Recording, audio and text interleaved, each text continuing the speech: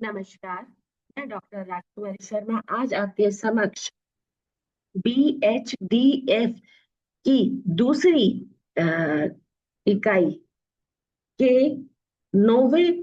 शीर्षक पर आज मैं बात करूंगी, जिसका नाम है मानविकी की भाषा, यानी कि ललित कला तथा विश्लेषण। हम देखते हैं कि भाषा व्यक्ति के जीवन में अहम भूमिका निभाती है और भाषा के द्वारा ही हम अपनी सारी गतिविधि, अपनी सारी कार्यविधि या अपने भावों, विचारों, ज्ञान, अनुभव के आधार पर अपनी अभिव्यक्ति व्यक्त करते हुए दिखाई देते हैं। उसमें हम देखते हैं कि किस तरह से भाषा कदम कदम पर व्यक्ति को एक तरह से निखारती या उसके शब्दों के द्वारा उसे अभिव्यक्त करते हुए दिखाई देती है, जिसमें इस इकाई में भारत की ललित कला के बारे में बताया गया है। हम देखते हैं कि हमारे यहाँ पर 4 प्रकार की कौशल कला है। कौशल कला से यह तात्पर्य है कि हम अपनी जो अभिव्यक्ति है वह किसके द्वारा व्यक्त करते हुए दिखाई देते हैं। ये 4 कौशल कौन से हैं? देखना, सुनना, बोलना और पढ़ना आदि के द्वारा दिखाई देता है। वैसे ही हम देखते हैं, जब हम कलाओं की बात कर रहे हैं या ललित कला की बात कर रहे हैं, तो उसमें इसका क्या अर्थ लेकर चलते हुए दिखाई देते हैं। भारत की ललित कला से यह तात्पर्य है कला का अर्थ और महत्व के बारे में बताया गया है, जिसमें कला का अर्थ है सौंदर्य और भावनाओं से पूर्ण एक तरह से अभिव्यक्ति को दर्शाया गया है। हम देखते हैं कि मनुष्य जीवन जिस तरह से अपना बिताते हुए दिखाई देता है या जीवन का अर्थ बताते हुए कला का एक अभिव्यक्त या हम कहते हैं अभिव्यक्त रूप में या अपने शौक के आधार पर उसे महत्व देते हुए दिखाई देता है, जिसमें व्यक्ति अपनी रुचि के अनुसार अपने शौक को दर्शाता हुआ दिखाई देता है। अब यह शौक व्यक्ति अपने सौंदर्य के रूप में, साहित्य के रूप के आधार पर एक तरह से व्यक्त करते हुए दिखाई देता है, यानी कि उसका आश्रय लेकर व्यक्त करते हुए दिखाई देता है। इसमें हम देखते हैं कि विभिन्न ललित कलाओं का भी आपकी किताब में जिक्र किया गया है, जिसमें हम देखते हैं कि किस तरह से व्यक्ति अनेक कलाओं के संदर्भ में रहकर अपनी अभिव्यक्ति भाषा के द्वारा देता हुआ दिखाई देता है। जैसे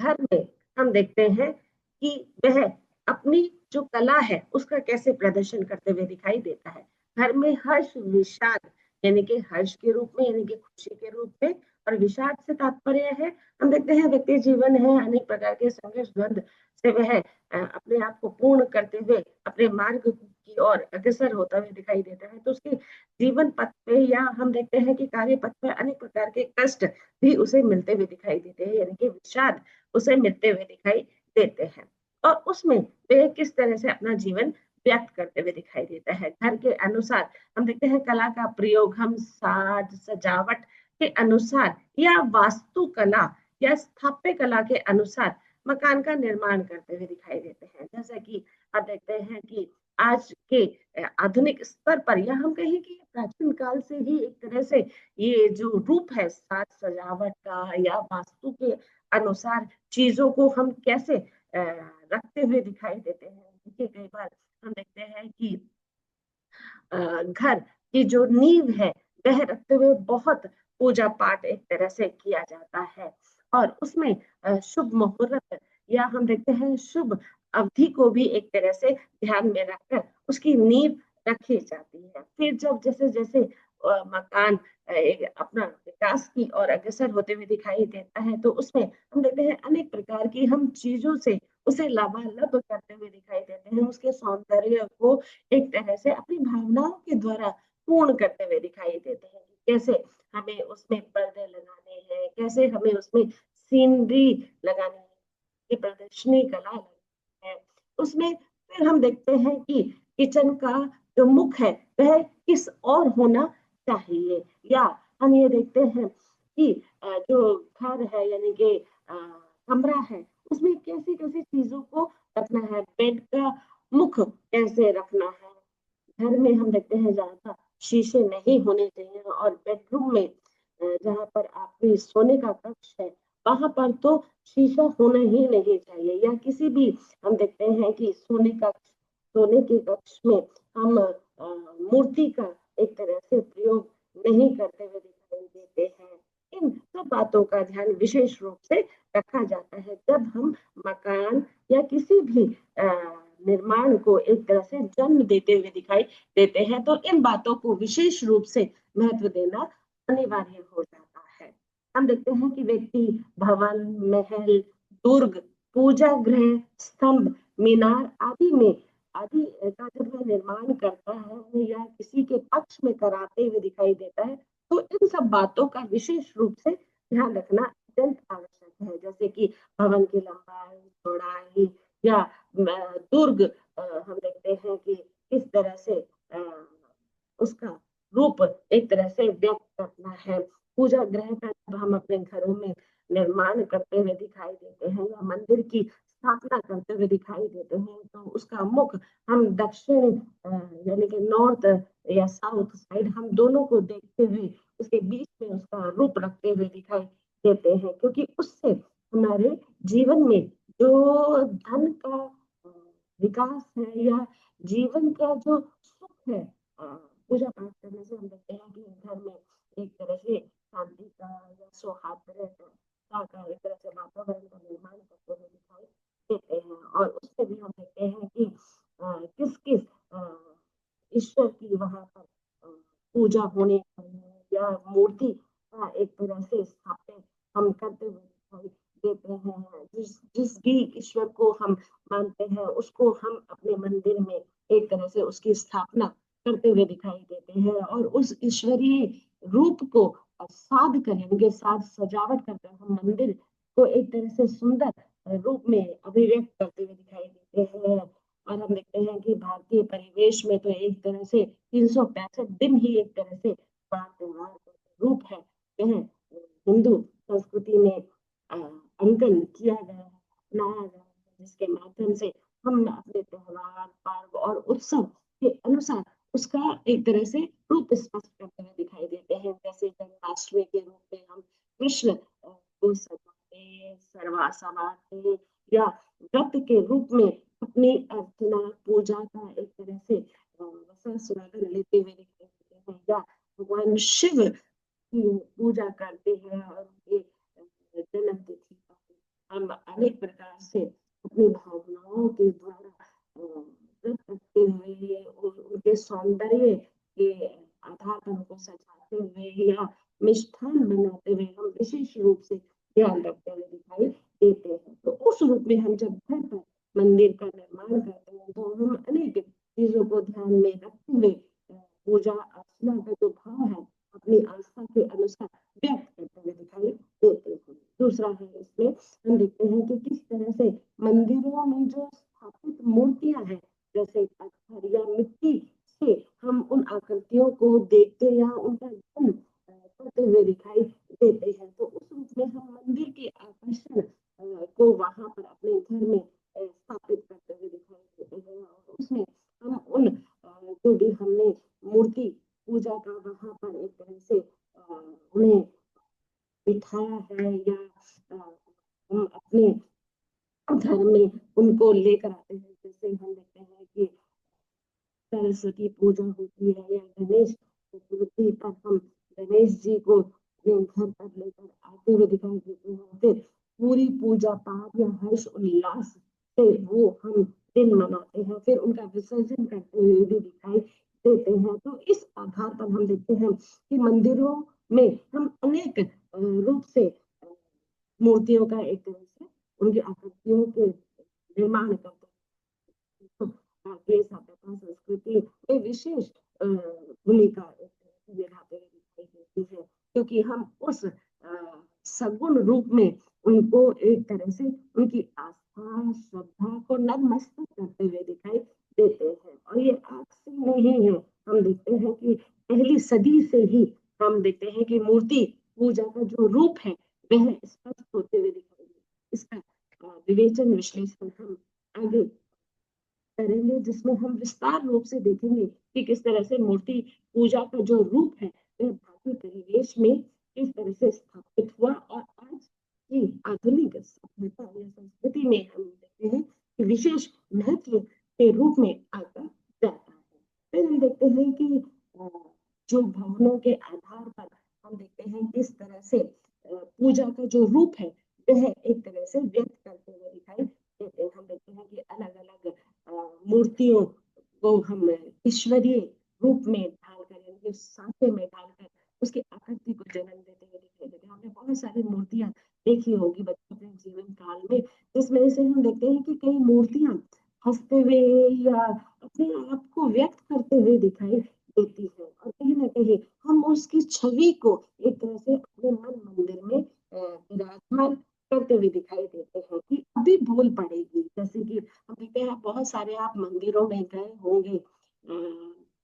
तो उसमें आप देखिए ये जो शिल्पकार है वो किस तरह से मूर्ति को गढ़ते गढ़ते हुए दिखाई देता है। आँख, नाक, कान जो हम देखते हैं कि चेहरे के हाव भाव है वो एक तरह से व्यक्त होते हुए दिखाई देते हैं। इसका साक्षात उदाहरण आप देखिए अयोध्या में राम जन्मभूमि का एक तरह से निर्माण हुआ, उसमें आप देखिए कितनी प्रकार की मिट्टी का विशेष रूप से वहां पर प्रदापण किया गया है और हम उसे देखेंगे कि किस तरह से श्वेत जो रंग की मिट्टी है वह सभी देवताओं या मूर्ति के आधार पर उसको स्थापित किया गया है और जो मूर्तियां बोलते हुए दिखाई देती हैं, हम अपने विचारों में अपने भावों में उसको एक तरह से कटते हुए दिखाई देते हैं, करते हुए दिखाई देते हैं और उनका आकर्षण हमें अपनी ओर खींचते हुए भी दिखाई देता है। तो आप भी बहुत परेशान होते हैं या किसी भी तरह की कोई पीड़ा आपको घेरे हुए दिखाई देती है, तो उसमें आप अपने जो घर के मंदिर हैं या जो समाज द्वारा जिसका जिन मंदिरों का निर्माण हुआ है आप उनमें भी जाते हुए दिखाई देते हैं और पूजा पाठ और उनके द्वारा अपनी जो अभिव्यक्ति है यानी कि आप जिस भी ईश्वर को मानते हैं उसके सामने आप नतमस्तक होते हुए दिखाई देते हैं और आप कई बार देखिए बात करते हुए भी दिखाई देते हैं। तो उस रूप में हम देखते हैं कि जो शिल्पकार जो गढ़ने वाला वह विशेष रूप से किन किन चीजों का ध्यान देता है, पत्थर कौन सा लेना है, मिट्टी कौन सी लेनी है, किस तरह के धातु या लकड़ी या पत्तों का जो रूप है वह एक तरह से प्रस्तुत होते हुए दिखाई देता है। देखिए बहुत सारे मंदिर में आप गए होंगे तो वहां पर हम देखते हैं कि राम सीता यानी कि जो परिवार या शिव परिवार है या श्री कृष्ण जी है, उसके आधार पर हम देखते हैं कि उनकी मूर्तियों पर अ, विशेष रूप से देखते हैं कि नए नए वस्त्र उन और जैसे ही वह धारण करते हैं उनकी चमक और एक तरह से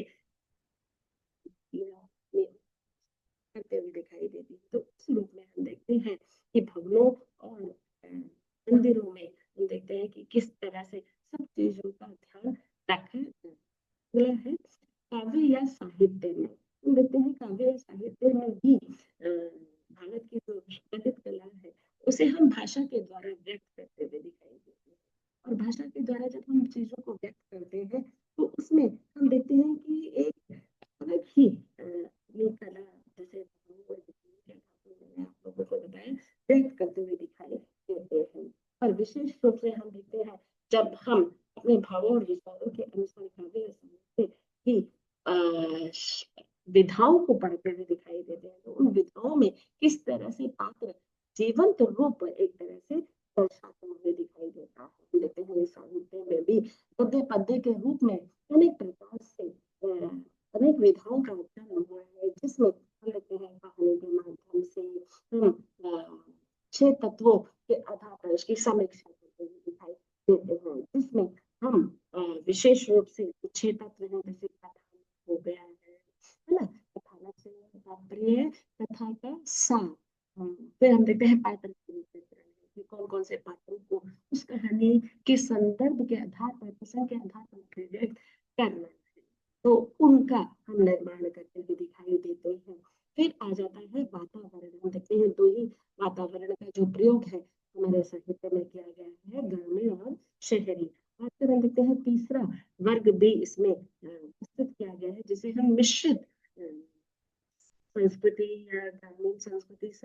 या शहरी संस्कृति को मिला जुला रूप प्रस्तुत करते हुए दिखाई देते हैं। चौथा है इसमें हम संवाद,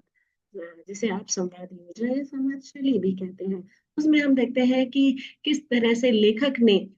हर एक पात्र को संवाद के माध्यम से जीवित रखा गया है। संवादों के माध्यम से ही हमें सारी चीजें याद रह जाती हैं। जैसे हम प्रेमचंद की, जयशंकर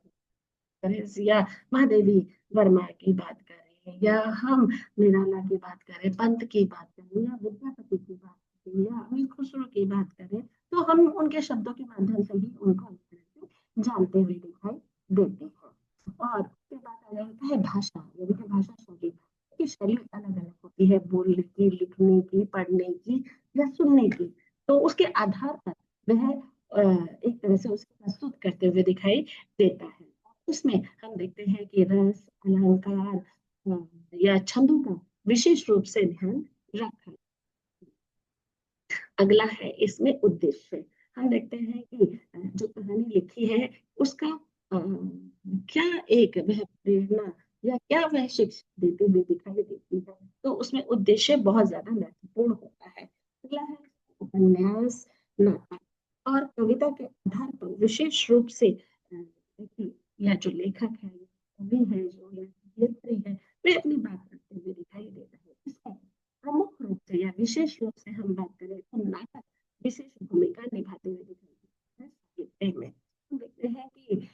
नाटक में एक तरह से 7 तत्व दिए गए। 6 तत्व तो मैंने आपको बता दिए, कहानी, उपन्यास, नाटक। उपन्यास और नाटक में 7 तत्व होते हैं, क्योंकि वह एक तरह से हम देखते हैं बड़े पर्दे पर उसे प्रस्तुत किया जाता है, जिसमें हम देखते हैं रंगमंचीयता या अभिनयता जुड़ता हुआ दिखाई देता है। हम देखते हैं कि जब भी कोई नाटक प्रस्तुत होता है, मैं अपने जीवन में नाटक पढ़े हैं, जैसे मैं बहुत उदाहरण देते हुए दिखाई देती हूँ। तेंदु का है अंधेरी नगरी, चौपट राजा, या आपने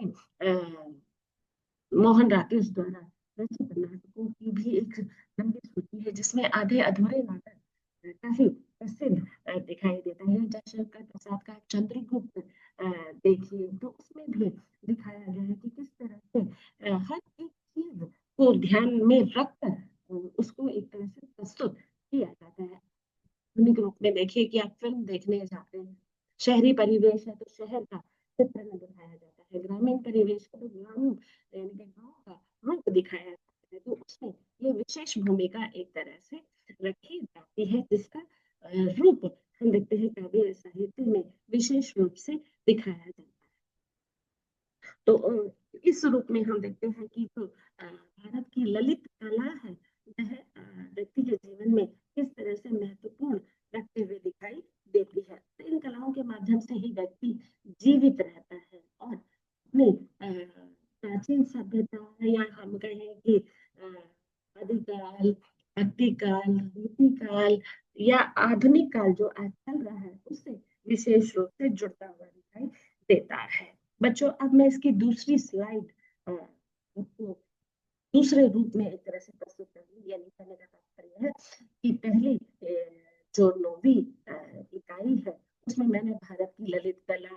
विभिन्न ललित कलाओं या मंदिरों में स्थापित मूर्ति का जो रूप है वो, और भवनों के आधार पर या काव्य या साहित्य के आधार पर किस तरह से इन ललित कलाओं का या मूर्ति का प्रयोग दिखाया। दूसरी स्लाइड में बच्चों में आपको भारतीय कला का विकास, स्थापत्य कला, मूर्ति कला, चित्रकला, काव्य कला और व्याकरणिक दृष्टि से काव्य रचना या विशेषण पर अभिव्यक्ति दूंगी। धन्यवाद। और बच्चों, आप ये जब आप वीडियो देखते हैं तो कृपया करके अपने कमेंट्स आप जरूर दीजिए कि आपको और कुछ अगर इसमें जानना है या पूछना है, तो उससे एक तरह से आपका और मेरा जो संवाद है वह बना हुआ दिखाई देगा। धन्यवाद।